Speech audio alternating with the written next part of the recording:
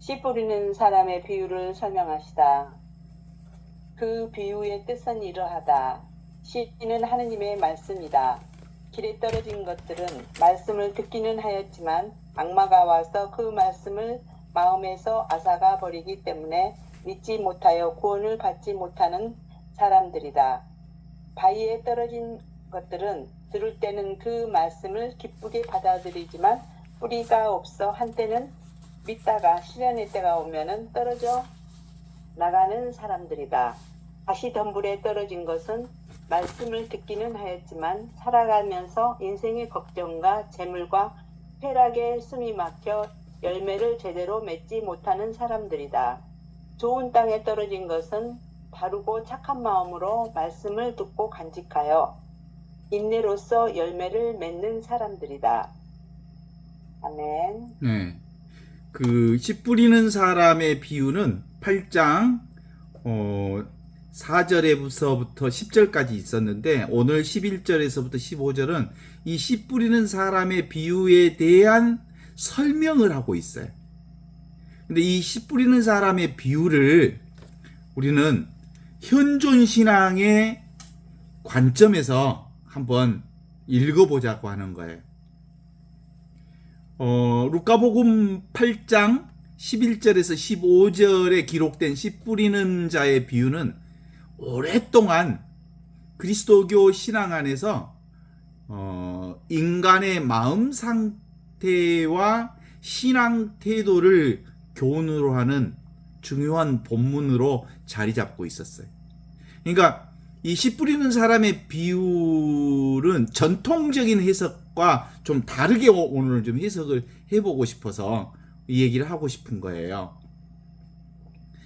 그동안 하느님 이 비유는 씨앗을 하느님의 말씀이라고 비유하고 밭은 그 말씀을 알아듣는 사람들의 마음 상태로 해석하면서 그것을 네 가지 태도로 구분을 하면서 첫째로는 길바닥에 떨어졌다. 길바닥의 마음 상태. 두 번째로는 돌밭, 바위 위에 떨어졌다. 세 번째로는 가시밭에 떨어졌다. 네 번째로는 좋은 밭에 떨어졌다. 그래서 인간의 마음 상태에 따라서 그 결실이 다르다. 이렇게 얘기를 하잖아요. 그래서 어떻게 해석하냐면 첫 번째로 길바닥에 떨어졌다는 것은 말씀을 듣고 깨닫지 못해서 마귀에게 즉시 그 씨앗을 빼앗겨버리는 상태이고, 그 다음에 두 번째로 돌밭에 떨어졌다는 것은 그 말씀을 듣기는 하지만 자기의 마음 상태가 무슨 트라우마 같은 상처 덩어리가 너무 많아가지고 자기 안에서 발화할 상황이 못 된다, 이런 거죠. 그 다음에 이제 가시밭에 떨어졌다는 것은 너무 근심 걱정이 많아서 씨앗이 싹이 못 튼다. 그래서 좋은 밭이 되어야 하느님의 씨가 잘 발화한다. 이렇게 우리가 보았단 말이에요. 그러니까 기본적으로 이런 전통적인 해석은 개개인의 신앙적 체험과 삶의 태도를 강조하면서 깊은 영적 교훈을 제공하고 있다고 볼 수 있죠. 그렇지만 오늘 우리가 함께 보자고 하는 이 현존, 지금, 여기, 이 순간 살아계신 하나님 지금 계시잖아요. 이런 방식으로 보려면 어떻게 볼 건가? 라는 거예요. 여기서 이런 방식으로 볼 때는 실제로 씨앗이라고 하는 것이 뭐요? 씨앗. 하느님의 말씀, 씨앗. 이게 바로 현존이야, 현존. 이미 우리는 하느님의 씨앗을 살고 있는 거예요. 그러죠? 지금 여기 이 순간 이와 같이 살아있는 하느님의 생명을 살고 있잖아. 하느님 생명 안 산 사람 있어? 지금 죽었어, 살았어? 살아있지? 그 기본적으로 하느님의 시, 말씀, 로고스가 지금 여기 이 순간 하느님의 현존이야. 그 하느님의 현존 신앙이 우리 삶 안에서 어떻게 드러나고 있는가? 요걸 얘기를 해보고 싶은 거야. 어떻습니까? 하느님의 현존의 신앙이라고 하는 지금 있고 여기 있고 이 순간 살아있는 하느님의 생명이 첫 번째로 길바닥이라고 하는 건 악마들이 다 와서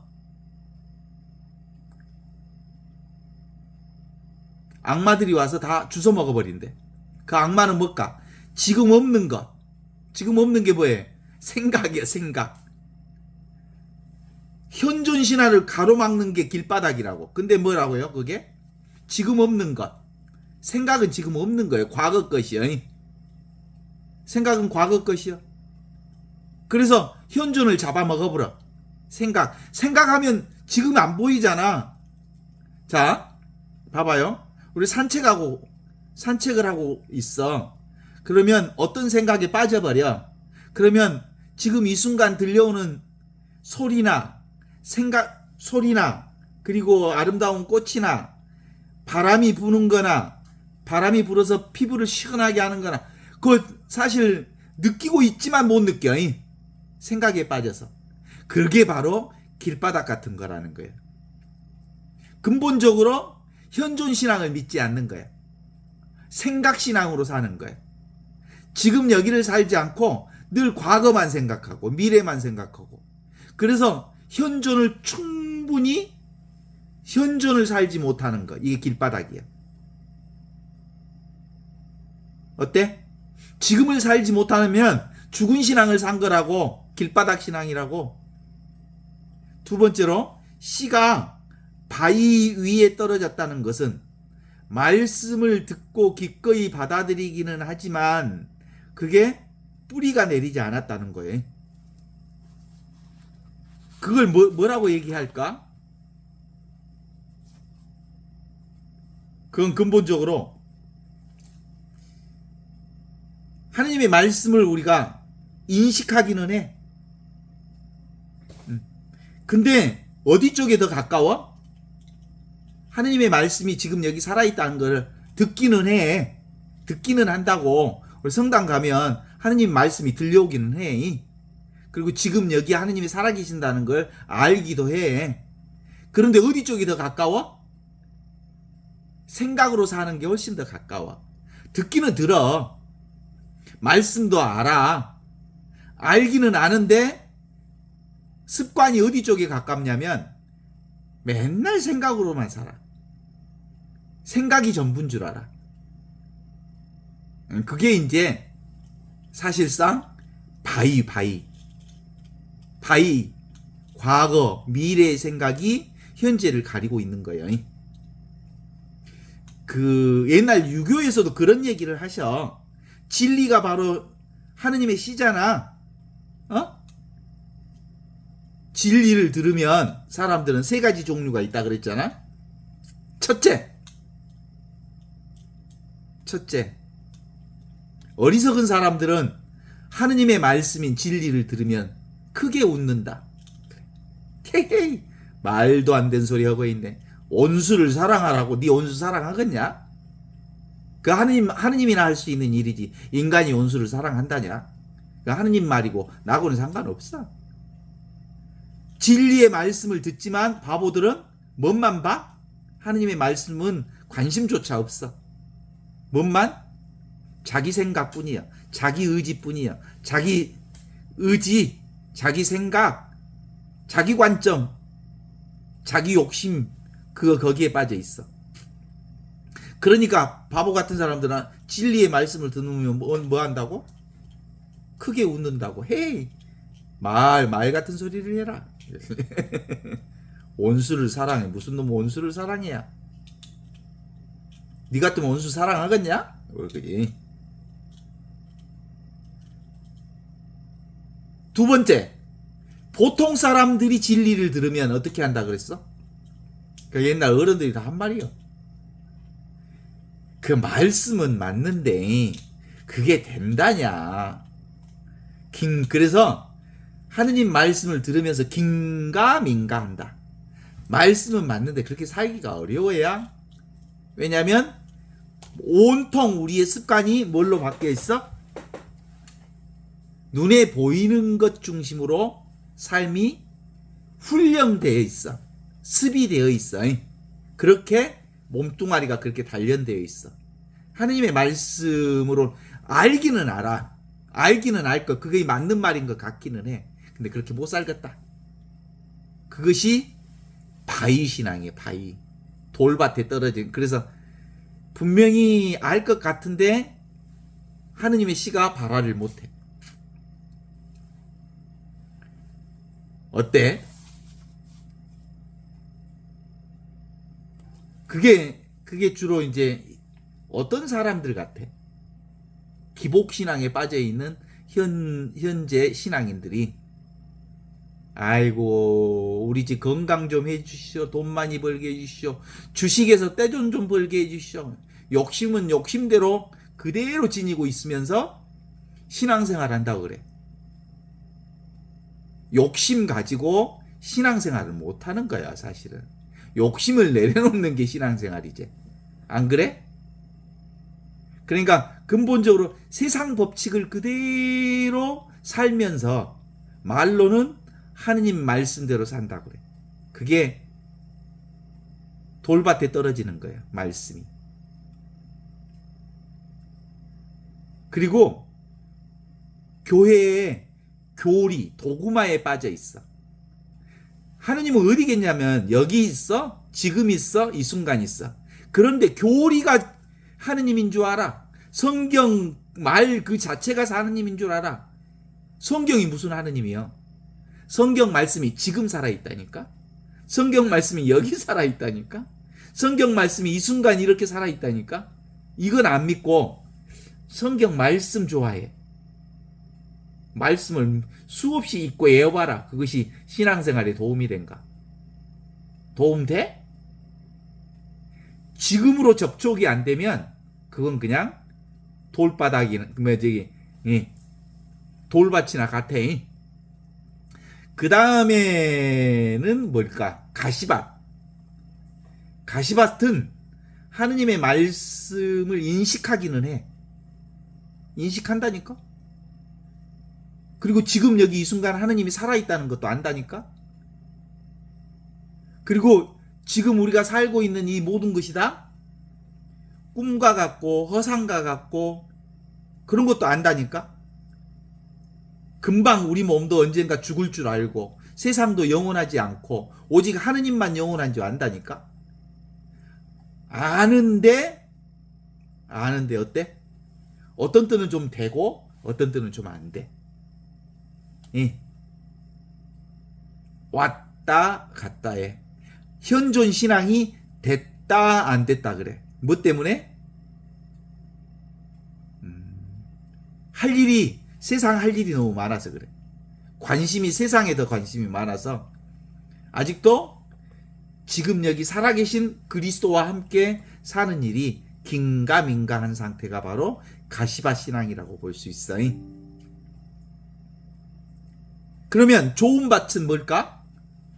좋은 밭은 근본적으로 가난한 사람들은 행복하다, 너희 하느님 나라가 너희의 것이다 라고 말하는 것처럼 내 생각이 없어, 내 의지가 없어, 내 욕망이 없어, 내 뜻이 없어, 내가 하고 싶은 대로 하고 싶은 마음이 전혀 없어. 모두 다 하느님의 뜻대로, 하느님이 원하시는 대로 당신 마음대로 해보시오.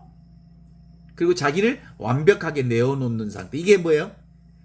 가난한 사람들아 너희는 행복하다, 하느님 나라가 너희의 것이다 라고 말하는 그 상태가 바로 무슨 상태?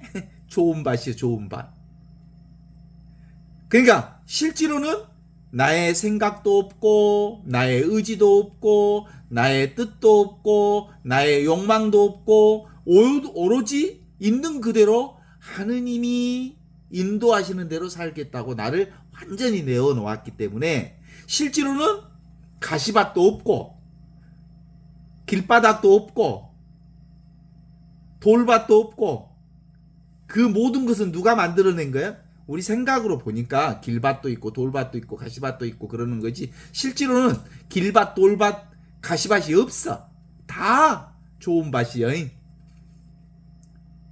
다 좋은 밭인데 생각에 빠져 있으니까 길밭이 되고, 생각에 붙들려 있으니까 돌밭이 되고, 생각과 하느님 나라가 긴가민가 하니까 가시밭이 되는 거야. 그래서 돌밭이니 길밭이니 가시밭이니 이것은 인간의 생각이 만들어낸 거지, 그런 거 없다니까. 동의하십니까? 그래서 하느님 씨가 뭐예요? 하느님의 현존을 얘기하는 거예요. 이미 하느님의 씨가, 하느님 나라가 세상에 와 있어. 그런데 아직 그 하느님 나라가 우리 삶 안에서 완성되지 못할 뿐이에요. 지금 하느님 나라에 살고 있지? 맞아. 그러면 의심이 완전히 사라져야 돼. 무슨 의심이?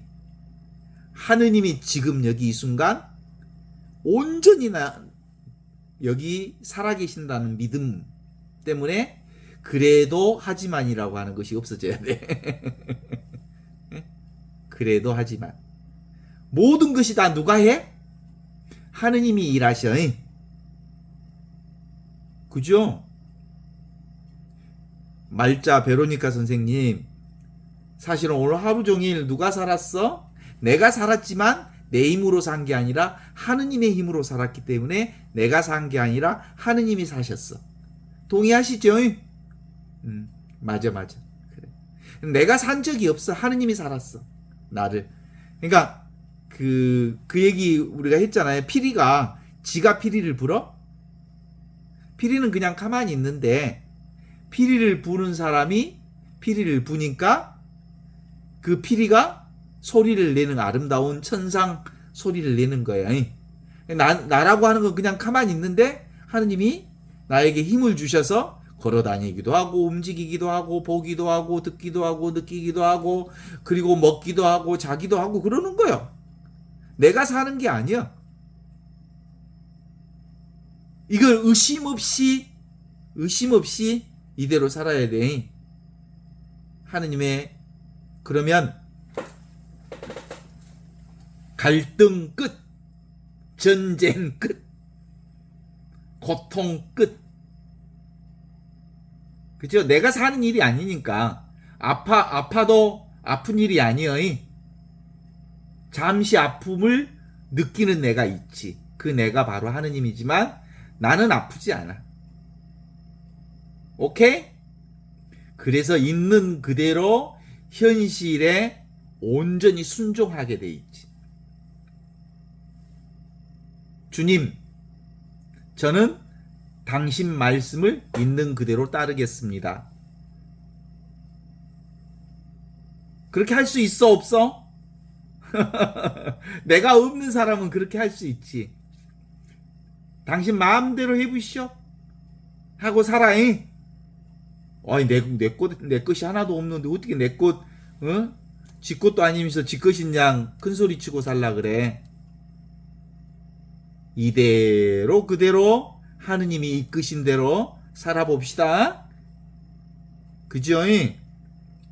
부분적인 생각을 고집하면, 내 생각을 고집하면 고통스럽지만 하느님의 생각 안에서 살기 위해 내 생각을 수도시키면 온통 다 뭐라고요? 하느님 나라의 빛으로 살게 된다고요. 그건 근본적으로 뭐 해야 되냐면 하느님께서 일하신다라는 것을 믿는 거예요. 내가 사는 게 아니고 하느님이 사네. 그걸 뭐라고 해? 성사 생활이라고 해.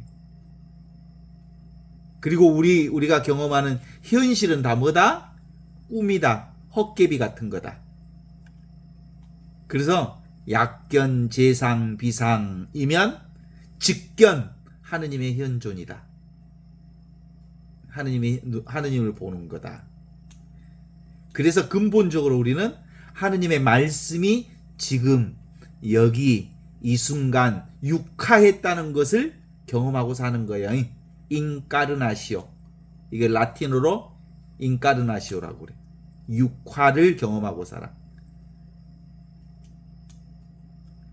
그러니까 우리가 살고 있는 이 현실이 곧 진실이고 자기 자신이 곧 진리고 이 세상이 곧 하느님의 진리를 드러내고 있고 분별 세상 전체가 하느님께서 그냥 거저 갖다 주신 공짜예요. 공짜. 글쎄 아니 내가 내 힘으로 사냐고. 하느님의 은혜로 살지. 저기 그 베로니카 선생님이 고개를 막 흔들어야 아니라고 부정해. 그게 바로 하느님께서 해주시는 일이다. 이렇게 보는 거요. 동의하시오? 아직도 동의를 못 하겠어. 다시 확인을 해보면서. 그러니까 이제 그리스도교 신학에서는 하느님은 피조물과 분리되어 스스로 완전한 존재인 초월성과 동시에 자신이 지은 이 세상 안에 자유롭게 들어와 그 이생과 친밀한 관계를 가지고 있는 내재성을 가지고 있다. 그렇게 하느님은 초월해 있으면서 동시에 이 세상과 온전히 하나로 되어 있다. 이거예요. 이 세상 안에 온전히 하느님이 계시면서 그렇다고 해서 이 세상이 하느님은 아니에요. 이 세상을 넘어서 있어. 그렇게 얘기하고 있거든요. 그죠? 또 한편 하느님은 아니 계시는 곳이 없어. 하느님은 아니 계시는 곳이 없다고 하는 것을 뭐라고 해? 무소부재하다 그래. 무소부재하다. 그래서 하느님은 높은 하늘이나 낮은 세상이나 그 어디에도 없는 곳이 없어.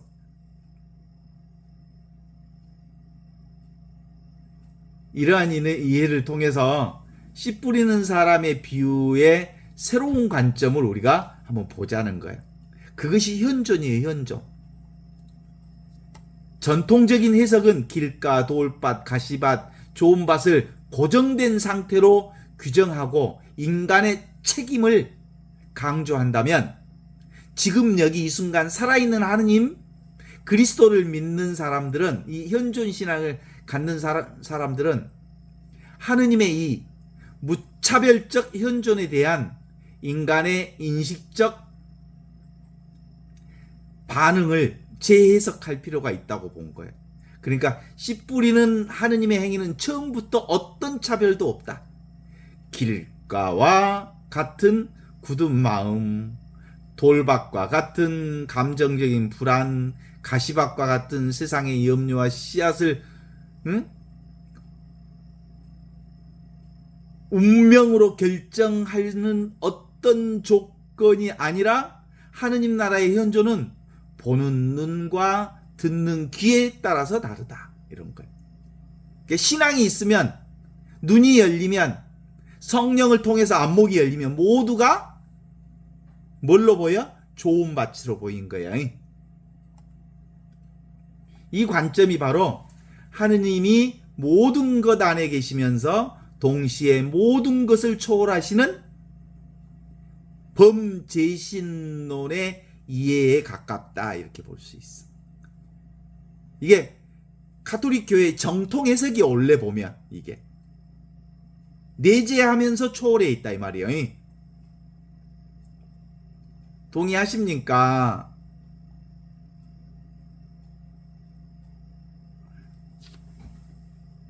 하느님 말씀이 뭐라고요? 하느님의 현존이라고. 우리 전체가 하느님의 말씀 그 자체예요. 그냥 보는 나에 의해서 하느님은 길바닥처럼 딱딱해서 굳어서 죽어버리기도 하고 눈이 안 떠져 있으면 그래. 안목이 안 떠져 있으면, 현존 신앙에 눈이 안 떠져 있으면 길바닥 같은 신앙이 돼버리는 거예요. 알겠죠? 지금 하느님이 살아있다는 이 신앙이 없으면 돌밭 같은 신앙이 돼버려. 받아들이기는 받아들이는데 알 것 같기는 한데 전혀 믿기지를 않아. 그러니까 머릿속으로는 알 것 같아. 근데 삶으로는 전혀 적용이 안 돼. 그게 뭐예요? 돌밭이요. 그런데 머릿속으로도 알 것 같고 그 다음에 삶으로도 받아들일 수 있어. 근데 그것이 습관 때문에 긴가민가해. 이것이 가시밭이라는 거예요. 그래서 눈이 확 열리면 살아있는 전체 우리가 경험하는 모든 것이 다 하느님의 진실을, 현존을 드러내고 있구나 그러는 거예요. 그죠?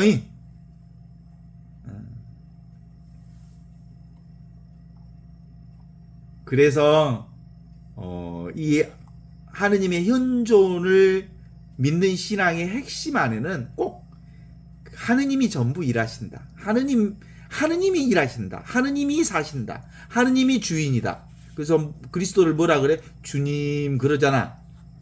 그죠? 근데 말로만 주님 그래. 주님이라고 하면 하느님이 다 일하시고 그리스도가, 그래서 나는 점점 작아지고 그리스도가 우리 삶 안에서 전부를 이끄는 거예요. 그게 되어야 비로소 사크라멘툼, 성사 생활이 가능해져. 성사가 뭐예요? 거룩한 일. 하느님이 하신다고 해서 온통 세상이 다 거룩한 거예요. 눈에 보이지 않는 하느님이 눈에 보이는 세상을 통해서 당신 자신을 다 드러내 보여주시니까 눈에 보이는 모든 것이 다 하느님이 하시는 일이요. 알겠지? 이 신앙이 있어야 된다고. 이러한 성사적 이해는 신앙생활의 범위를 근본적으로, 전통적인 신앙은 주로 기도하고 미사 참매하고 그리고 조가망가 열심히 바치고 하는 것이 신앙이라고 생각했다면, 이 현존 신앙, 이 성사를 온전히 믿는 신앙은 하느님이 일하신다. 온통 우주 전체. 그게 바로 성사신앙. 이게 이제 되면 비로소 관상생활이 가능해져. 그래서 이 영성은 삶 자체가 바로 하느님의 성체성사를 이루고 있다. 이렇게 보는 겁니다. 미사할 때만 성체성사가 아니라 우리가 사는 것 전체가 하느님의 몸이 변화되는 것을 경험하는 성사예요. 그렇죠? 그래서 기본적으로 무소부재하다. 아니 계시는 곳이 없다. 그죠? 무소부재하다 하느님. 그리고 하느님이 일하지 않는 곳이 없다. 그래서 무위자연. 아무것도 하지 않았는데 모든 것이 다 저절로 되어버려. 아침에 일어날 때 내가 일어난가? 저절로 일어나지? 잠잘 때 내가 잔가? 저절로 자지? 내가 밥 먹고 소화시킬 때 내가 소화시킨가? 저절로 소화가 되지? 그지? 손에 상처가 났어. 빨간 약 좀 바르고 그 주사도 맞고 그러면 주사 덕에 나은 건가? 저절로. 그것이 도움이 되기는 하지만 저절로 하느님의 생명이 내 상처를 아물게 해. 그러니까 내가 낫는 거요. 하느님이 낫게 해주시는 거지. 그래서 이걸 깨달아야 알아야 된다니까.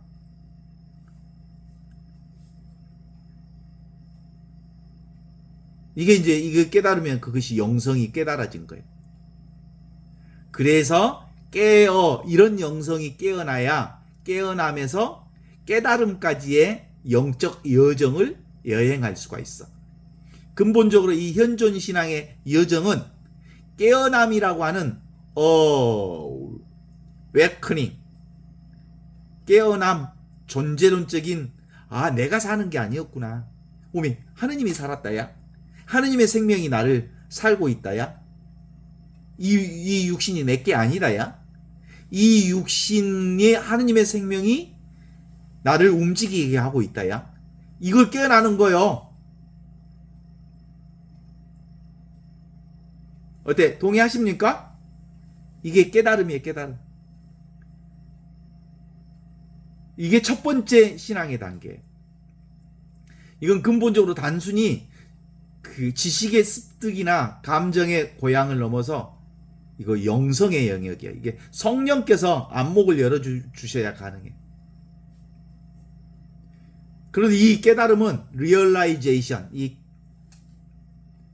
깨달음은 하느님의 현존이 우리 삶 안에 온전히 일치되는 것을 깨달음이라고 그래. 리얼라이제이션, 하나가 되는 거, 우니타스가 되는 거예요. 그러려면 근본적으로 어떤 단계를 거쳐야 될까? 정화의 과정을 거쳐야 돼. 정화,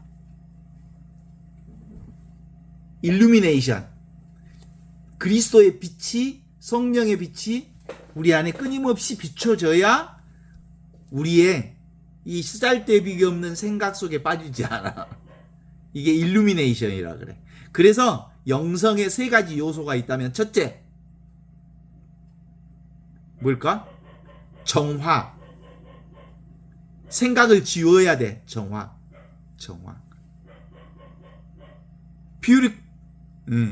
퓨리피케이션. 정화의 단계. 그 다음에 일루미네이션. 성령께서 우리를 비춰줘야 돼. 생각이 없어지고 그리스도가 우리를 비춰서 지금 현존에 살게 됨으로써 우니피케이션, 우니타스, 하나가 되는 거예요. 그래서 정화, 조명, 일치의 단계를 거치면서 우리 신앙생활이 가능해져. 영적 3요소. 생각이 없어져야 된다니까. 생각을 내려놔야, 내가 산다 이런 거 내려놔야 된다니까. 그래서 그리스도의 빛이 내 안에 비춰져야 된다니까. 그럼으로써 만물과 하나가 된다는 거예요. 우주 만물과. 그걸 이제 저기 일본의 도겐선사가 말하기를, 신앙이라고 하는 것은, 깨달음이라고 하는 것은 나를 아는 것이다 이렇게 얘기해. 그런데 진짜 참 나를 알려면 나를 내려놔야 된다 그래. 개별적인 나는, 사실상 만들어진 나는, 과거로부터 만들어진 나는 이게 진짜가 아니다. 그래서 끊임없이 나의 생각과 나의 의지와 나의 욕망과 내 생각들을 내려놔야 된다. 이게 정화의 단계지. 그러면 만법과 하나가 된다. 우주 만물과 하나가 된다. 그것이 뭐예요? 일치가 되는 거지. 이게 이제 근본적으로 영성의 생활은 이 똑같은 이 3요소가 동시에 어느 종교든 어떤 영성 과정이든 시달데기 없는 먼지를 털어야 될 거 아니야. 그제 깨끗이 씻어야 되지. 씻으면 비로소 빛이 조명이 돼. 확 밝아져. 밝아지면 온통 세상과 내가 둘이 아닌 채 하나로, 이것들 아무것도 차이가 없어. 있는 그대로 다 하느님 나라요.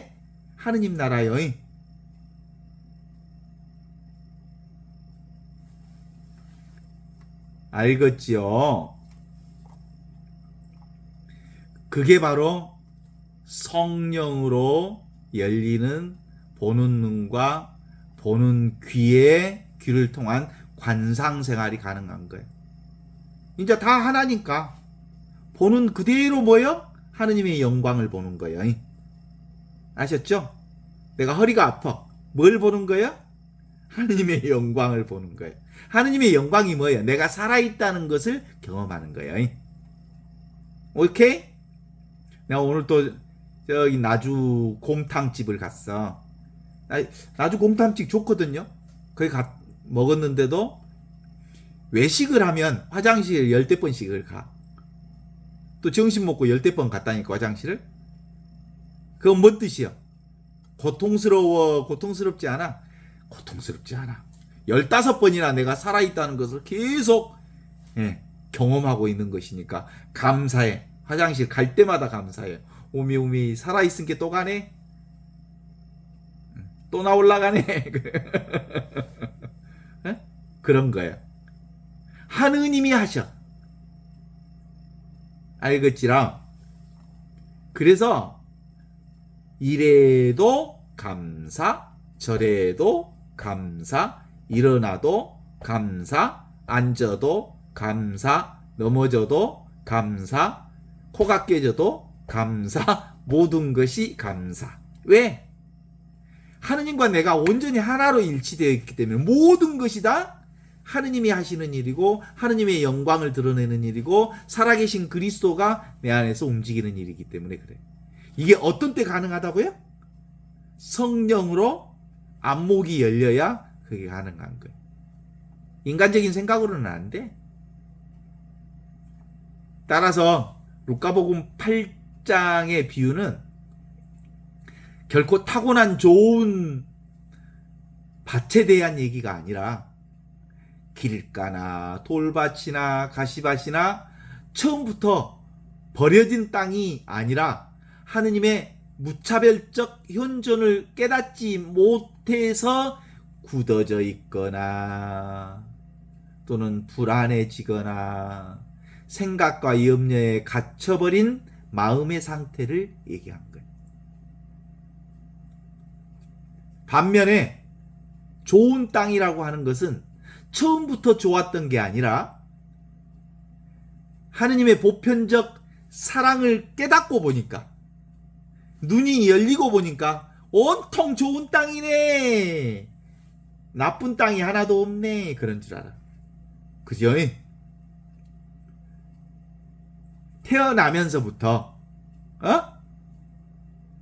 소아마비로 태어났어. 그러면 사람들의 눈으로는 오미 불쌍해라 어쩌구나 오미 불쌍해라 그래. 그런데 하느님의 눈이 떠진 사람들은 영적인 각성이 이루어진 사람들은 태어나면서부터 소아마비로 태어난 것이 뭐예요? 하느님의 영광을 드러내기 위해서 그랬구나 라는 것을 알고 그게 바로 그 존재의 최상선이 바로 그 상태라는 걸 알아. 태어나면서부터 소경이 있었어. 그래서 성경에 물어보잖아요. 저 사람이 소경으로 태어난 것은 저 사람의 죄입니까? 아니면 부모의 죄입니까? 그렇게 물어보니까 예수님이 뭐라고 대답합디요? 아가, 저 사람의 죄도 아니고 지 부모의 죄도 아니고 저게 다 하느님의 영광을 드러내게 하기 위한 것이단다. 그렇게 얘기하시잖아. 그쵸? 이 얘기도 바로 여기에 적용되는 거예요. 그러니까 매 순간마다 최상선이 아닌 게 없어. 이보다 더 좋을 수 없다라고 하는 거죠. 뭐가 열리면? 주님의 안목이 열리면, 성령으로서의 안목이 열리면 그래. 자, 베로니카 자매님, 이 안목이 열린 내 살림살이가 보이요 안 보이요? 아직 안 보여. 응? 하느님의 눈이 열리면 내 살림살이가 너무 분명해. 아무것도 부족함이 없는 내 살림살이로 가득 찼어. 근데 이 내 살림살이는 아무것도 없을 때만이 이 전부가 내 살림이라는 것을 알아.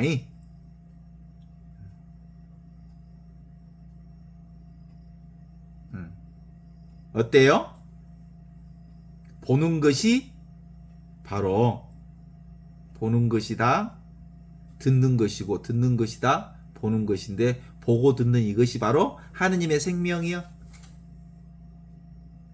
그래서 직관적인 직접적이고 직접적이고 직관적인 이것이 바로 하느님의 생명이에요. 지금 보는 것, 지금 듣는 것, 지금 경험하는 것. 이게 영원한 생명이에요. 지금 없는 것은 가짜예요. 죽어서 하느님 나라 간다고 사기치는 거예요. 죽어도 안 죽어, 우리는. 60만 한 줌의 죄가 될 뿐, 지금 여기서 살아있는 이 하느님의 생명은 절대로 사라지지 않을 뿐만 아니라 사라질 수가 없어. 생겨나지도 않고 죽지도 않아. 불생불멸이라고 그래. 증가하지도 않고 감소하지도 않아. 부증불감이라고 그래. 이것은 더러워지지도 않고 깨끗해지지도 않아. 하느님 나라는 지금 경험하는 이 살아있는 것, 이것을 불구부정이라 그래. 더럽지도 않고 깨끗하지도 않다. 그래서 하느님께서, 예수님께서 우리에게 하신 말이 있죠.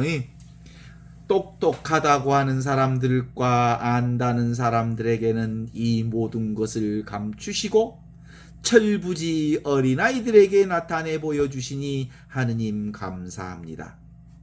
이 하느님의 씨가 이미 지금 여기 이렇게 살아있어. 이와 같이 생명으로 보고 있죠. 보고 있는 이 의식이 있죠. 이 의식으로 살아있어. 이 존재로 완벽하게 살아있음을 경험하는 거지. 사람들이 하느님의 생명으로 살고 있으면서 이걸 하느님을 모른다고? 하느님의 생명을 모른다는 건 도무지 이해가 안 돼. 네가 지금 살아있잖아. 존재하고 있잖아. 숨쉬고 있잖아. 그게 바로 하느님의 생명이야. 지금 예부 현실 전체를 우리가 느낄 수 있죠. 다 보이고 들리고 느끼고 알죠. 이것은 꿈과 같은 세상이에요. 금방 잠자면 없어져. 그런데 이 알고 있는 이것은 없어지지 않아. 나 없는 세계란 도무지 없어. 나 없는 꿈도 없어. 나 없는 꿈을 어떻게 꿔? 그죠? 우리가 경험하는 세계는 음과 양이 늘 대립하는 세계잖아. 그죠? 머시매가 있으면 가시네가 있는 거지. 예. 좌가 있으면 우가 있고, 상이 있으면 하가 있고, 이것이 있으면 저것이 있는 거지. 이것이 우리가 세상을 보는 방식이야. 그런데 모두 다 나 없이는 위도 없고 아래도 없고 좌도 없고 우도 없고 그래. 그죠? 그래서 좌우상하 좌충우도라는 이 현실 그대로가 진실이야. 그래서 그 옛날 어른들은 태극이 무극이라 그랬어. 태극이라고 하는 건 그 음양이 이렇게 돌아가는 것. 우리 태극기에 태극 있잖아요. 음과 양의 순환 구도를 태극으로 얘기해. 그 태극이 뭐예요? 무극이요. 무극. 아무것도 없는 자리에서 변화가 일어나. 우리가 가을이 멋진 이유는 변화, 생성 변화를 볼 수 있어서 가을이 이쁘다 그러잖아. 그 가을이 이쁜 이유는 뭐예요? 우리가 아무것도 없기 때문에, 아무것도 없는 것이 변화를 경험하는 거예요. 그런데 이 아무것도 없는 것이 바로 평화예요.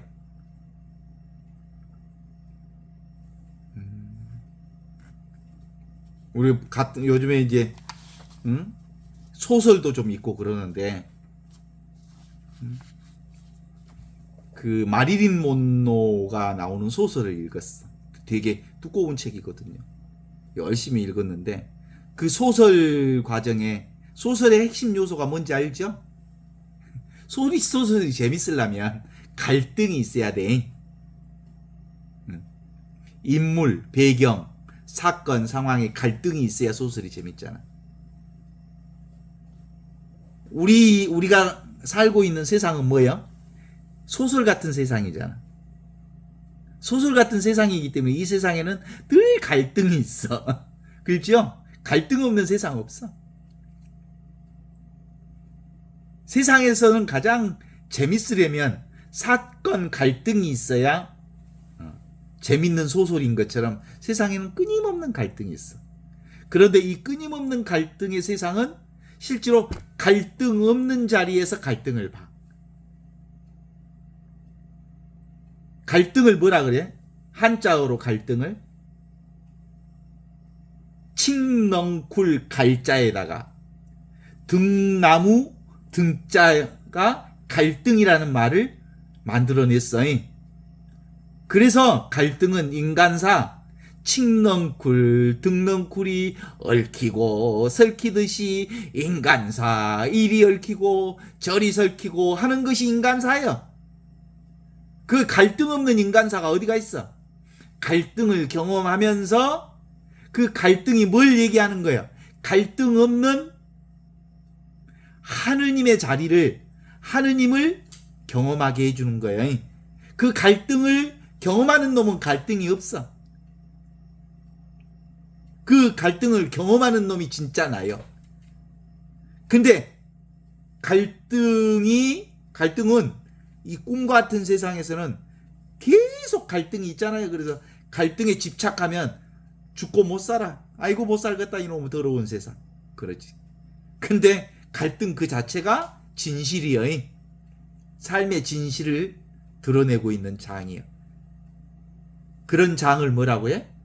생명이 끊임없이 움직이는 생명장이구나. 그래.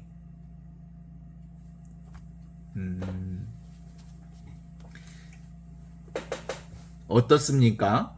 텅 비어있는 이 자리에서 인간사 온갖 갈등을 다 경험하고 있지 않습니까? 그러니까 갈등이 일어나는 세상에 뭐라고 해야 돼? 감사해야 돼. 갈등이 일어나는 세상 그 자체가 하느님이 계시는 것을 보여주고 있으니까. 동의하시오. 그래서 이 갈등 세상을 경험하는 사람은 어떤 상태에 있어야 갈등이 다 하느님께서 하시는 줄 알까? 공적 영지한 지혜를 가지고 있어야 돼.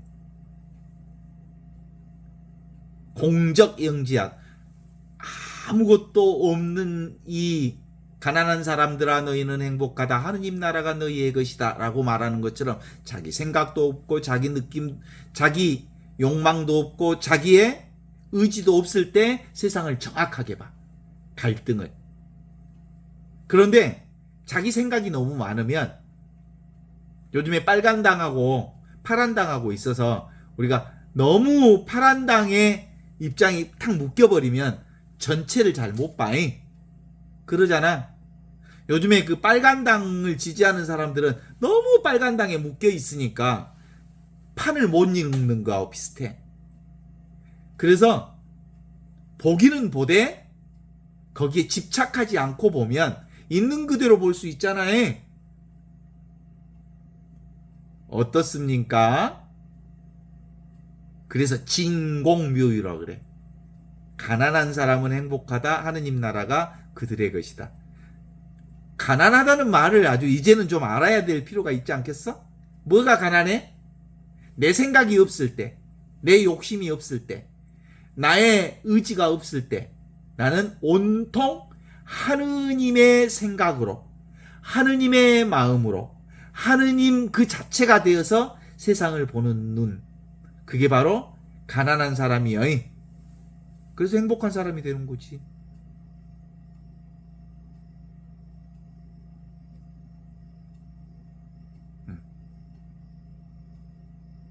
어떻습니까? 그래서 그런 상태가 되면 이제는 어디에 묶여 있지만 않으면 있는 그대로 다 하느님이 하시는 일인 줄 알아. 어디서? 텅 비어 있는 자리에서 이렇게 움직임과 갈등이 일어나는구나. 그래서 세상 전체는 무엇과 같다?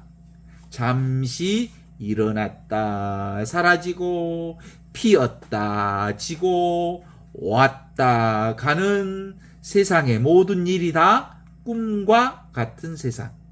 이 꿈과 같은 세상 전체가 바로 하느님에게서 일어났다 사라지고 왔다 가고 피었다 지는 것이기 때문에 다 소중한 거예요. 그래서 꽃이 이쁜 이유는 뭔지 알요? 꽃이 피었다 지니까 이쁘지. 지니까 이쁘지. 계속 365일 뿐만 아니라 1000년 가까이 계속 그 꽃이 피어 있다고 생각해봐. 그것이 이쁘겠어? 피었다 진 게 이쁘지? 사람도 1000년 100년 산다고 1000년 만년 산다고 생각해봐. 그 사람이 귀하게 보이겠어?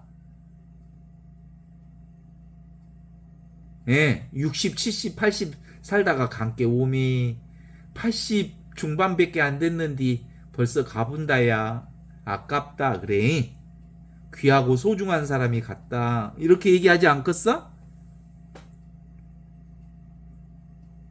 그래 안 그래?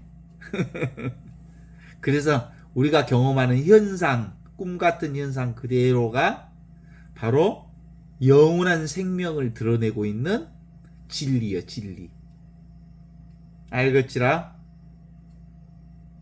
아무리 흔들려도 흔들리지 않는 하느님의 생명이란 이렇게 보는 것, 듣는 것, 경험하는 것, 아는 것. 이게 바로 하느님의 생명이라는 거요. 이 하느님의 생명이 모두에게 늘 뿌려져 있어.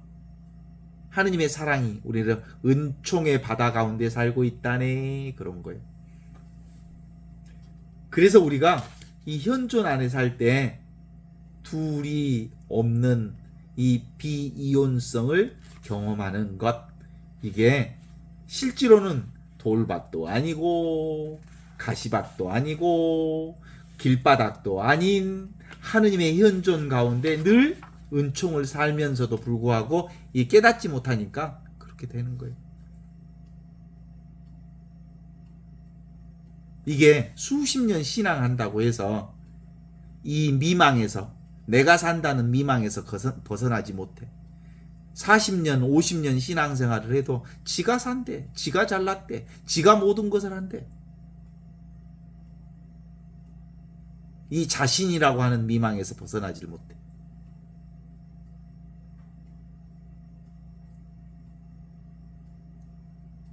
그래서 영원히 사라지지 않는 하느님의 현존, 이 현존을 믿어라.